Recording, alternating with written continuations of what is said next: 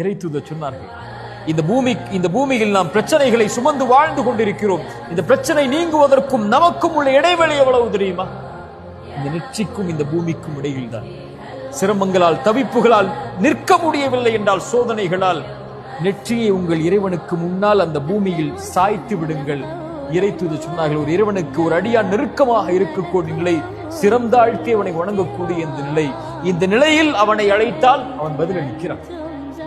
லா தஹ்சன் யா அஹி, லா தஹ்சன் யா உஃப்தி, நோயா லா தஹ்சன், கடனா லா தஹ்சன், உயிரிழப்புகளா லா தஹ்சன், அல்லது உறவுகளுடைய பிரிவா லா தஹ்சன், கடனா நஷ்டமா, வியாபாரத்தில் செல்வத்தில் சோதனையா, செல்வ இழப்புகளா, வசதியில் சோதனையா, அல்லது குடும்ப உறவுகளால் சோதனையா, உலகமே உங்களை கைவிடுகிறதா, லா தஹ்சன்.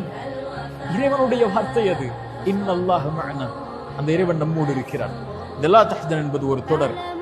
இது கவலைகளால் சிரமங்களால் சிக்கி தவிக்கக்கூடிய மனிதர்களுக்கு இறைமறையும் இறைத்தூதரும் சொல்லக்கூடிய வழிமுறைகள் அதிலிருந்து வெளியேறுவதற்கு தொடர்ச்சியாக பயிரியுங்கள். அல்லாஹ் நம்முடைய சிரமங்களை நீக்கட்டும்.